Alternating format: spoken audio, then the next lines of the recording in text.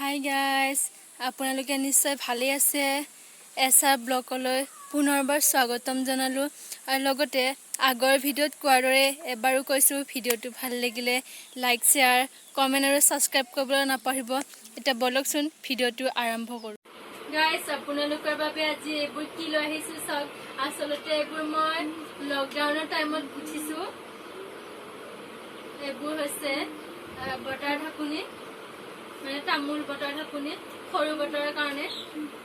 এইখন হৈছে মেকে হয়,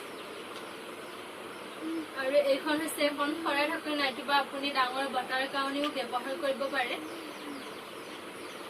এইখন হৈছে এখন শৰাই ঢাকনি, নাইবা আপুনি টেবুলৰ কাৰণে ব্যৱহাৰ কৰিব পাৰে।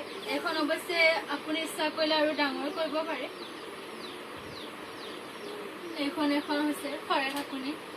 আপোনাৰ ইচ্ছা অনুযায়ী আপুনি কালাৰবোৰ চইচ কৰিব পাৰে। এইবোৰ গুঠাৰ মেইন পইণ্ট হৈছে ফুৰচা, এডাল ফুৰচা আৰু ঊল সূতা। আপোনাৰ ইচ্ছা অনুযায়ী আপুনি সৰু সূতাৰে বা ডাঙৰ সূতাৰে গুঠিব পাৰে। যদি আপুনি সৰু সূতা গুঠে তেন্তে আপুনি এইডাল মই ইউজ কৰিছোঁ। যদি আপুনি ডাঙৰ সূতা বনায় তেন্তে আপুনি 15-12 তেনেকৈ ইউজ কৰিব পাৰে। এই চাওক, বটাখনৰ সৈতে ঢাকনিখন দেখিবলৈ কিমান সুন্দৰ হৈছে। এই চাওক, এইবোৰ মই লকডাউনতে কৰিছোঁ। এইখন নেট বুলি কোৱা হয়, য'ত আপুনি এয়া ঊল সূতা আৰু মই বেজিৰে এই ঘৰকেইটাত ডিপু কৰিছোঁ। আৰু এই দুখন আছে, এইখন এখন আৰু এইখন এখন। আপুনি ইচ্ছা কৰিলে এইখন বেগ বনাব পাৰে, মানে বেগ বনালে এনেকুৱা হ'ব, হেণ্ড বেগ।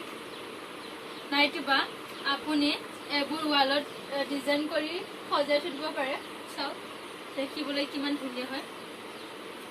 আপোনালোকে যদি এইবোৰ শিকিবলৈ ট্ৰাই কৰে বা কেনেকুৱা মই গুঠিছোঁ জানিবলৈ চেষ্টা কৰে, কমেণ্ট কৰি জনাব, মই ভিডিঅ'বোৰ দিম। এইটো হৈছে এটা টুপি, য'ত এই 5টা আঙুলিৰে ডাঙৰ ঊল সূতাৰে গুঠা হৈছে।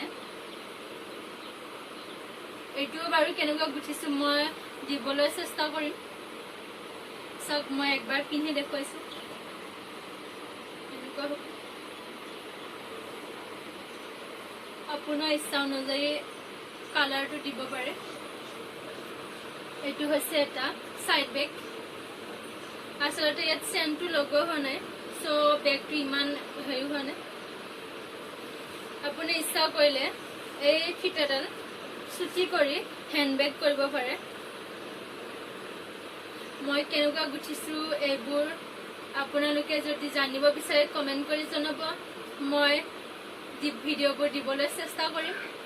চ' আপোনালোকেও লকডাউনত এনে থকাকৈ এইবোৰ গুঠিবলৈ জানিবলৈ চেষ্টা কৰক। চ' আজি ভিডিঅ'টো ইমানতে সামৰোঁ। Bye bye.